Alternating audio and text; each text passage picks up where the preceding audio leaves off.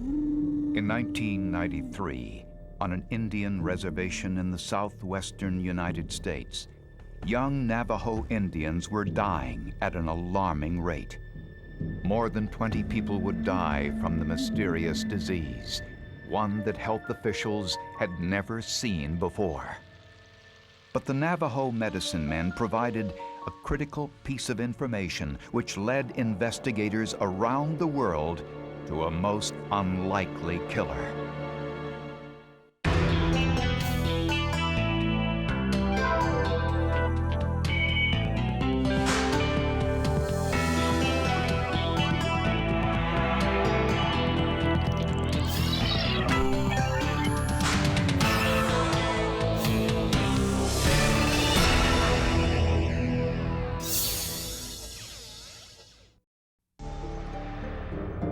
Covering 25,000 square miles of high desert in 4 states, Utah, Colorado, New Mexico, and Arizona, is a Navajo Indian reservation in an area known as the Four Corners. It's the largest Navajo community in America, with some 1,200 members of the tribe living throughout the desert hills. The scenery brings thousands of tourists each year, a vital source of revenue for the Navajo who have inhabited the area for centuries. But poverty is endemic and was a fact of life for people like 19-year-old Merrill Bahi. But Merrill Bahi had something that set him apart. Merrill was a very phenomenal person, but where he stood out was his running ability. And I think if you talk to anybody that saw him run, you know, they would tell you that it was a gift that he had in running, and he loved to run. Merrill Bahi was so fast, he won a full scholarship to the Santa Fe Indian School, a boarding school that was miles away from his home, both physically and culturally. He didn't really know how to put a sheet on a bed, or, you know, it was like he threw the blanket on and that was it. I said, no, Merle, you put this down first. So I had to show him how to make up a bed. Bahi slowly adjusted to his new life. He did well in school, but the transition to life in the city was difficult until he met Florina Woody. Something magical happened. He met another Navajo girl at a Pueblo school and they fell in love so intensely that the track coach decided to make Florina the manager of the track team, to hand out the towels so that Merrill would keep his mind on his running. Not long afterwards, they had a son, Maurice, and planned to get married. But shortly after the baby was born, Florina woke up one morning with what she thought was the flu. She was all cold. She kept, you know, having these chills. And it was something like you're getting a cold or getting sick from a common cold. Their lungs were white out, meaning they were just solid. They should usually be dark from the air, and they obviously had something in there, fluid in there. Doctors raced to find out what was wrong. They administered oxygen to help Florina breathe, but she went into shock. I saw one of the nurses coming out of her room all disturbed, and she was crying, and I knew that something was happening. None of the standard procedures worked, and Florina's heart stopped beating. The pressure on her lungs was simply too much for her body to bear. The cause of death, acute respiratory failure. Florina Woody died on Mother's Day. She was just 21 years old. When they told us that she was gone, then they allowed us to go into her room.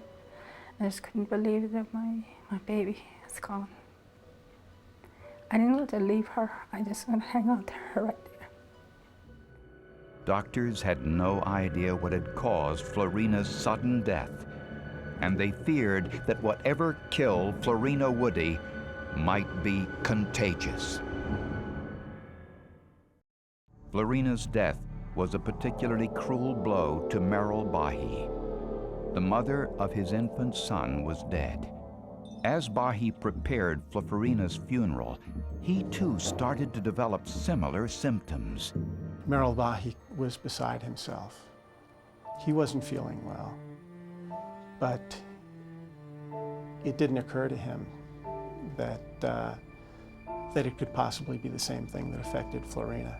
Merrill's physical condition quickly deteriorated, and he was rushed to the Crown Point Hospital, the same hospital that treated Florina. After an initial consultation, Merrill did not want to be treated where Florina died, so his family drove him to the Indian Medical Center in Gallup, an hour away. Shortly before arrival, Merrill lost consciousness.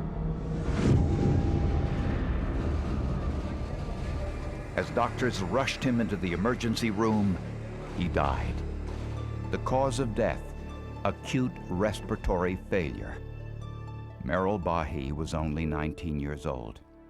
Ironically, Merrill died during Florina's funeral service, which was taking place directly across the street from the hospital. The funeral was going on, and there we had a meeting with our medical investigator. Merrill's family were coming in for Flo's funeral, and they were told there, and everything just started happening here and there, and that's when I went to shock. Health authorities had no explanation for what killed the young couple. The only way they could determine the cause was to perform a complete autopsy. But autopsies are not permitted in the Navajo community. It's forbidden among traditional Navajos to have autopsies done, and the Navajo tribal government can forbid that if they want to, and I don't think the government people really understood that we have that sovereign power to do that, even if it's a medical emergency. But with her daughter and future son-in-law dead, Beta Begay wanted answers. She took the unusual step of defying tradition and the tribal elders by giving doctors permission to perform the autopsies. The autopsy findings took on a new importance when Merrill and Florina's infant child, Maurice, also fell ill. He was rushed to the hospital and quarantined. What is it? Where did it come from, or what is it? Is it gonna be here, or how? You know, I had those questions, and I wanted to find out. As authorities awaited the autopsy results, the disease continued its deadly rampage. Within a week of Florina and Merrill's deaths, the number of dead had risen to 6, and each day, more people were being hospitalized with symptoms. New Mexico officials feared they had an epidemic on their hands, and panic gripped the region. We were getting calls from concerned citizens and concerned physicians and concerned school administrators and concerned everybody. And that always will happen when something as dramatic as this and as frightening as this is occurring, and when you really don't have any good answers. The autopsies on Merrill Bahi and Florina Woody answered few questions. The mystery illness could not be identified, and until it was, more people were destined to die. Doctors in the Four Corners area are on alert to a deadly respiratory illness. May 1993. Navajo radio stations in the Four Corners Indian Reservation broadcast an alert. Young Navajo were dying at an alarming rate, and new cases were being reported every day. So little was known that health officials were not able to tell listeners what precautions to take against the disease. It was frightening for people who came down with a fever and cough and headache at the time. As a physician, we're sending people home who we had to accept the possibility that they could drop dead within hours of leaving the hospital. The outbreak was now national news, and since it appeared that only Navajo were affected, it was dubbed the Navajo flu. There was pandemonium. It's impossible to keep a string of deaths like this a secret for very long. One possibility was bubonic plague, the dreaded Black Death that killed millions during the Middle Ages and still strikes more than 1,000 people worldwide every year. Plague symptoms, particularly the high fever, muscle pain, and fluid buildup, bore similarities to the Four Corners disease. Bubonic plague still crops up in New Mexico from time to time, and so the state is very well equipped to do that test. And much to the chagrin of the investigators, the test was negative. It was chagrin because they still didn't know what had killed this young couple. Another possibility was pneumonic plague, a highly contagious disease. It attacks the lungs and kills quickly, which is what happened to the Four Corners victims. Since it could be treated with large doses of antibiotics, doctors actually hoped that this was what they'd find. But the autopsies turned up something different. The capillaries of the victims had collapsed, leaving the lungs wet like large sponges. This was not consistent with pneumonic plague, and it did not resemble anything medical investigators had ever seen before. And it was very puzzling, and it was frustrating, because you felt like, how come we're not smart enough to figure this out? You know, this shouldn't be that hard. So I haven't had that many cases at one time that I didn't understand. Local health officials called in the Centers for Disease Control in Atlanta, Georgia. The CDC's Special Pathogens team was sent in to look for possible causes, and they started their investigation in the trailer that Merrill Bahi and Florina Woody once called home. We had no idea what this was. We didn't know whether it was contagious. We didn't know whether working with the tissues was going to be dangerous. We didn't know whether you could get this in the laboratory or from somebody outside in the field. The outbreak was considered a biosafety level 4 hazard, the most lethal designation. Dressed in specially designed suits to keep them free from any contagion, CDC specialists searched the trailer and the surrounding area. They wore something like that, you know, the astronauts that they're sending off to outer space, and you know how they dressed. They were dressed like that when they came to our place. And that was even scarier. There was fear. They scared us. While the medical community turned to their scientific experts, the Navajo turned to their own specialists, the traditional healers or medicine men who were responsible for the health of the reservation. They said they were familiar with this disease and that it had struck before.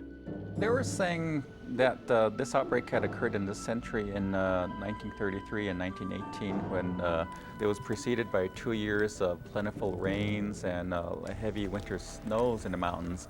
The tribal healers said the heavy rains had resulted in a dramatic increase in the number of mice on the reservation, and they suspected there was some connection between the large number of mice and these deaths, but they could not say what it was.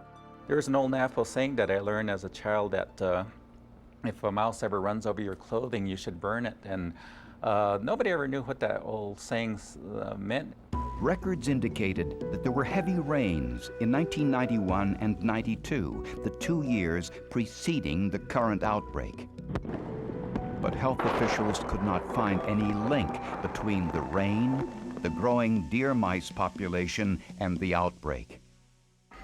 Meanwhile, in what's known as the maximum containment section of the CDC labs, an area reserved for the study of the world's most dangerous germs and viruses, investigators performed an ELISA test, or enzyme-linked immunosorbent assay, on the tissue samples from the victims.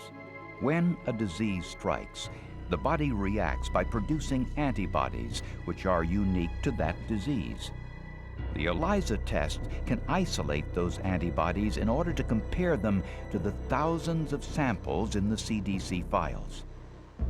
Comparison after comparison was made, and no matches were found until the investigation took an unexpected turn, one that would take medical detectives back in time and halfway around the world. Within 6 weeks of Florina Woody and Merrill Bahi's deaths, more than 12 other young people had also died of the same mysterious disease. Investigators got a break in the case when a tourist from Iceland, after visiting the reservation, developed symptoms of the disease. Investigators now realized the outbreak was probably environmental and was not confined to the Navajo.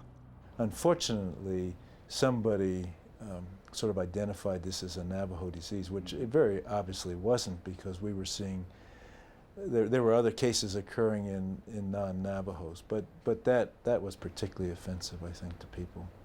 When CDC investigators compared the antibodies from the outbreak victims to those in their vast file of known diseases, they made a surprising discovery.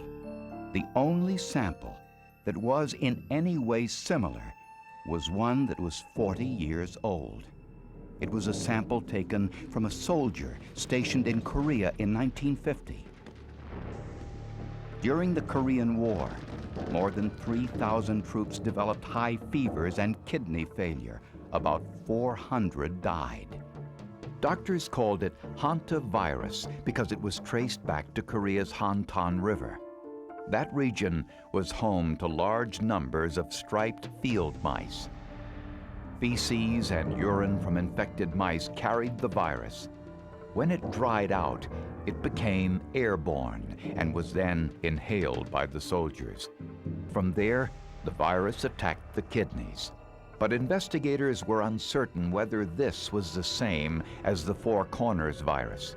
There had never been a hantavirus reported in North America, and the Four Corners disease attacked the lungs, not the kidneys. I had no idea what hantavirus was, and looked in my textbook, which had a very short section on it, and of course it describes a disease that occurs in Asia, which sounded nothing like what we were dealing with. Was this the same disease?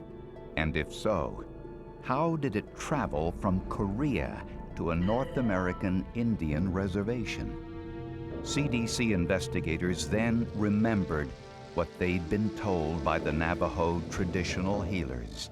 The medicine men had said that when a remarkably wet winter was followed by the masting of the pinon trees, when the pinon trees put out an abundant supply of nuts, the rodent populations in the state began to grow. And when that happened, young Navajo died.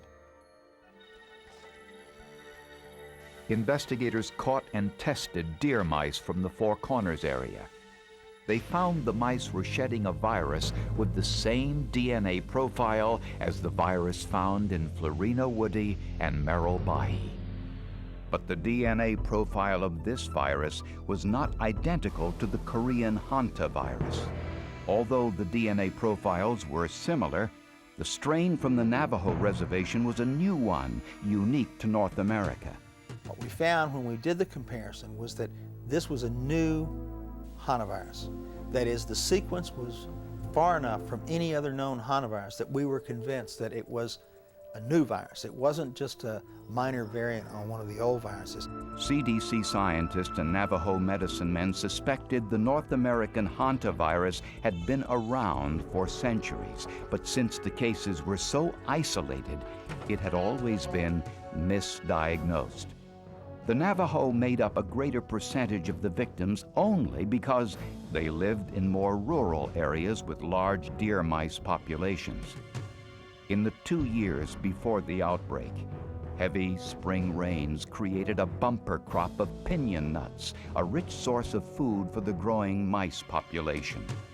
Authorities believe that Merrill Bahi and Florina Woody inhaled the dried urine and fecal matter from the infected deer mice when they were house cleaning or digging in their garden. In my heart, I think it was God's will that this is what was supposed to happen to both of them. And they were meant for each other, and they were meant to go together. Health officials recommend that masks and gloves be worn when cleaning rodent droppings, and that people do everything possible to keep rodents out of their homes.